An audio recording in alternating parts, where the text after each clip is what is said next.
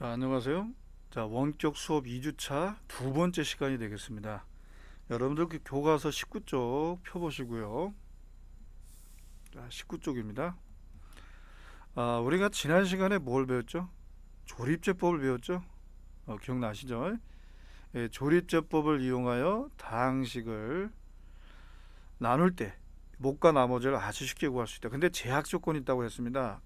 이 조립제법은 반드시 뭐예요? 1차식으로 나눌 때만 쓸 수 있는 방법이에요. 2차식 이상으로 나눌 때는 직접 나누는 방법밖에 없습니다. 아시겠습니까? 자, 그래서 여러분들 이걸 잘 참고하시고요. 자, 오늘은 이 조립제법을 응용한 건데요. 1차식으로 나눈다는 내용은 똑같아요. 그렇지만 주의할 게 있어요. 개수가 1이 아닌 1차식입니다.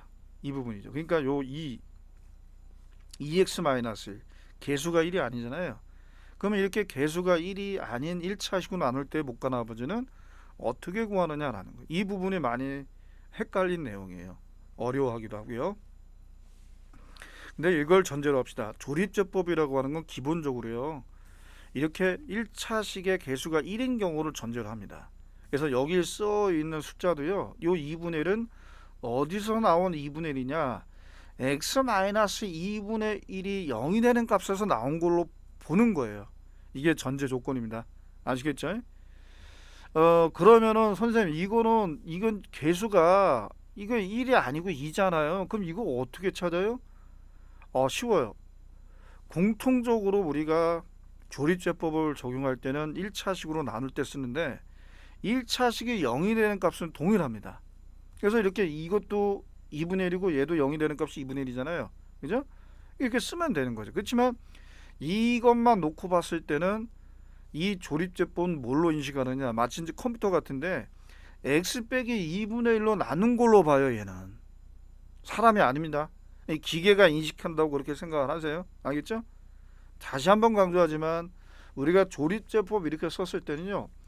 개수가 1인 1차식으로 나눌 때만 얘는 인식을 한다. 컴퓨터가. 그렇게 받아들입시다. 아시겠죠? 그럼 이거로 나눌 때 목과 나머지는 어떻게 보느냐? 그거는 차근차근 설명을 하도록 하겠습니다. 아시겠죠? 그래서 요 2분의 1은 물론 얘가 0이 되는 값에서 나온 건 맞긴 맞지만 얘가 인식을 할 때는 x 빼기 2분의 1로 나눈 걸로 인식을 한다. 그렇게 일단 받아들입시다. 그래서 동일하게 나누는 요 다항식의 개수를 쭉 일렬로 나열해 주시고요. 그리고 요 2분의 1을 찾았죠. 여기 0이 되는 값에서 그 앞에 거 내리고 곱해서 올리고 더해서 내리고 곱해서 올리고 더해서 내리고 곱해서 올리고 다 맞아요. 그럼 나머지는 마이너스인 게 맞는데 다시 한번 얘기하지만 이 다항식을 쓸 때 이걸로 나눈 걸로 얘 조립제법을 인식하기 때문에 이렇게 일단 써주세요. 그러면은 이게 몫이 되는 겁니다. 이 몫은 어떤 몫이다? 이걸로 나눌 때 몫이라는 거예요. 이 부분이 중요합니다. 그러면 이게 답이 아니잖아요. 근데 이걸로 답을 쓰는 학생들이 꽤 많습니다. 그래서 일단 여기에는 x제곱과 x가 생략되어 있기 때문에 요거를 이렇게 x를 붙여서 이렇게 써준 겁니다. 나머지는 동일하고요. 그럼 문제가 요구한 건 이걸로 나올 때 몫이지 이걸로 나올 때 몫이 아니거든요. 그럼 여기서 이거를 여러분들이 만들어 주셔야 됩니다. 이제 요 넘어가는 과정이 아주 중요합니다. 잘 기억해 두시고 여기에 가만히 보니까 2가 공통적으로 곱혀 있죠. 그 2를 여기서 다 뽑아가지고 여기다 곱해서 왜요? 요거를 찾아야 되니까. A라는 다항식을 B로 나눌 때 몫이 Q가 되고 나머지가 R인 사실은 변함이 없어요. 알겠죠? 이 몫에서 우리가 이게 빌려오는 겁니다. 숫자를. 왜? 이거를 만들기 위해서요. 상관없어요. 아시겠죠? 그러니까 내가 여기서 2를 빌려왔어요. 그러면 당연히 이렇게 될 거 아닙니까? 이런 식으로. 그죠? 아면 3을 빌려왔어요. 그럼 3b 곱하기 3분의 q 이렇게 쓰시면 되죠. 뭐. 아시겠죠? 그래서 2를 빌려와서 이 앞쪽에 곱해주면 여기는 2가 다 빠져나갔으니까 이것만 남고 그 2가 여기 앞쪽에 곱해지는 거예요. 그러니까 곱하니까 만들어진 거 아닙니까? 그러니까 이거를 만들기 위해서 여기서 2를 빌려온 거예요. 이 식 자체는 변화가 없습니다. 틀린 게 아니에요. 아시겠죠? 그래서 우리가 이렇게 2를 빌려와서 2x-를 만들었을 때에 이 부분이 진짜 문제가 요구한 몫이 된다. 이 얘기입니다. 아시겠습니까? 자, 나머지는 변동이 없습니다. 아시겠죠? 그래서 다시 한번 얘기하지만 생각력이 나와 있는 것처럼 x 빼기 2분의 1로 나눌 때 못과 나머지를 구한다라는 거예요. 아시겠죠? 자, 이 부분 많은 학생들이 헷갈려 합니다. 그냥 처음에 잘 모르겠거든요. 그대로 따라서 하시고 그냥 이거 하나의 어떤 약속이다 이렇게 받아들이시기 바랍니다. 아시겠죠? 자꾸 생각하고 풀고 하다 보면요, 어느 순간에 뻥 뚫린 날이 옵니다. 너무 걱정하지 마시고요. 자, 13번을 풀도록 하겠습니다. 자, 아까 예제에서 설명했듯이 지금 이 1차식으로 나누는데 이 1차식이 0이 되는 값이 여기 들어가는 게 맞아요. 그죠? 그런데 조립제법은 이 1차식의 개수가 1인 걸로 인식을 한단 말이에요. 그게 차이점이 있습니다. 알겠죠? 그래서 일부러 이 3x 더하기 1을 3으로 뽑아내서 이렇게 1차식으로 만들어낸 겁니다. 그러니까 이 조립제법은 뭐예요? 이걸로 나눌 때 못과 나머지라는 거예요. 다시 한번 강조하지만 x의 개수가 1인 1차식으로 나눌 때의 못과 나머지다. 자, 그래서 x 더하기 3분의 1의 못과 나머지는 바로 이 조립제법에서 찾아준다라는 겁니다. 자, 해봅시다. 3 그대로 내리고 곱해서 올리고 더해서 내리고 곱해서 올리고 더해서 내리고 다 짝이 맞죠? 모순된 결과가 안 나옵니다. 곱해서 올리고 맞죠? 더해서 내리니까 1 아닙니까? 얼마나 쉬워요.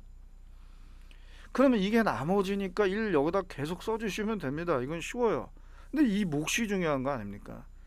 다시 한번 얘기하지만 이것은 뭡니까? x 플러스 3분의 1로 나눌 때의 몫이지 이 몫이 아니에요. 이걸로 나눌 때 몫이 아니에요. 그래서 여기는 뭐가 생략되어 있다? x제곱과 x가 생략되어 있다. 그래서 그대로 써주시면 되겠습니다. 그래서 여기는 3x제곱 플러스 6x 더하기 3이 되는 겁니다. 그러면 우리는 이걸로 나눌 때의 못과 나머지를 구하니까 이 부분을 3x 더하기 1로 만들기 위해서는 여기서 꼬아야 돼요. 이걸 더 빌려야 돼요. 3이라는 숫자를 빌려서 이 앞쪽에 곱해줘야 됩니다. 그러면 3이 다 공통적으로 곱해져 있죠. 그거를 뽑아가지고 이쪽에 곱해준다면 여기는 뭐가 나오면 이건 x제곱이 되겠고 이거는 2x가 되겠죠. 3에 나갔으니까 여기 뭐가 나오면 1이 남겠죠. 이렇게 되는 거예요. 이게 진짜 답이죠. 이걸로 나눌 때 이 과정을 반드시 거쳐야 된다는 거예요. 아시겠죠? 그래서 이 조립제법을 한 결과 얘를 몫으로 답을 쓰면 안 되겠습니다. 틀립니다. 주의하세요. 그래서 답은 이 몫은 x제곱 더하기 2x 더하기 1이다. 이게 아니다. 알겠죠? 이거는 뭐다? 1차식의 개수가 1일 때만 쓸 수 있는 거예요. 아시겠죠? 1차식의 개수가 1일 때, 즉 x 더하기 3분의 1로 나눌 때의 몫이 되는 것이다. 아시겠습니까? 자, 오늘 설명은 이 정도로 여러분들이 마무리할 텐데요. 오늘 배우는 내용들이 경우에 따라서는 상당히 많이 어려웠을 겁니다. 많이 헷갈린 내용이기도 하고요. 그래서 다시 한번 복습을 꾸준히 하시고 나머지 내용들은 여러분들이 선생님들 통해서 꼭 한번 확인해 보시기 바랍니다. 알겠죠? 자, 그러면 그 다음 페이지 20쪽을 보도록 할게요. 20쪽에 중단학습점검에서 개념 정리만 하고 오늘 마무리하도록 하겠습니다. 알겠죠? 자, 여러분들이 실제로 등교하셨을 때에 다 배웠던 내용들입니다. 자, 오늘은 여기까지만 설명하고 수업을 마무리합니다. 다음 시간에 이어서 설명을 하도록 하겠습니다. 아시겠죠? 자, 다항식의 덧셈 뺄셈은 동류항끼리 모아서 계산한다. 동류항이라고 하는 건 뭡니까?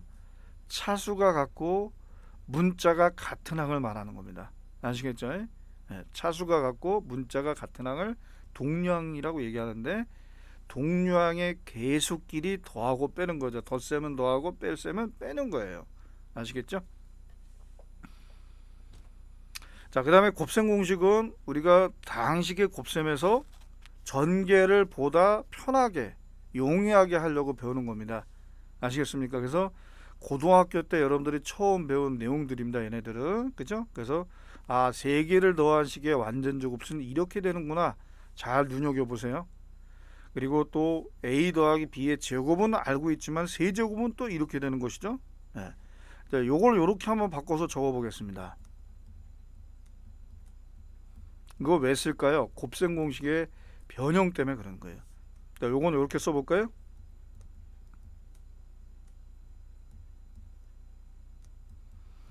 자, 이렇게 이제 변형이 됩니다. 자, 요건 지우고요.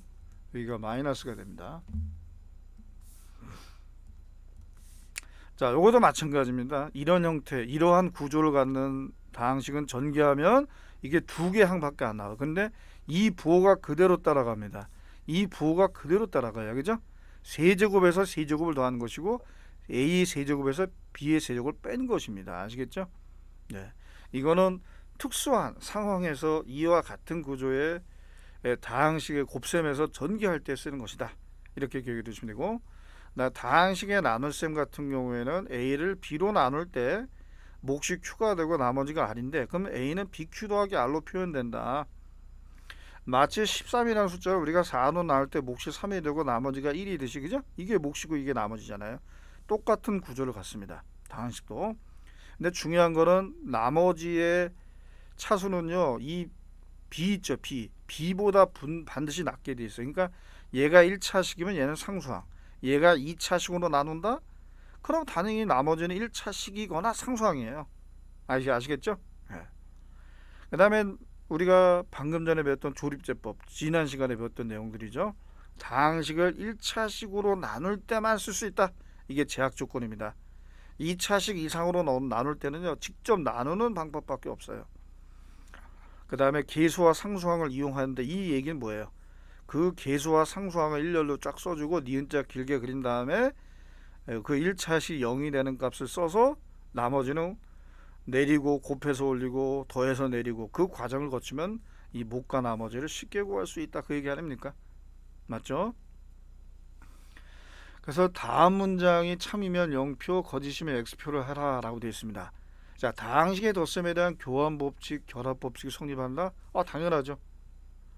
그렇지만 곱셈은 교환, 결합, 분배가 다 성립합니다. 성립하지 않는다, 틀렸습니다. 다 성립해요. 다항식을 2차식으로 나눈다? 그럼 나머지는 항상 1차식이다, 틀렸죠. 상수항이 나올 수도 있습니다. 얼마든지. 그러니까 더 정확한 표현은 1차식이거나 상수항이다 라고 썼으면 맞았죠. 맞습니까? 네. 자, 오늘 원격 수업 2주차 두 번째 시간은 여기서 마무리하도록 하겠습니다. 자, 수고하셨습니다.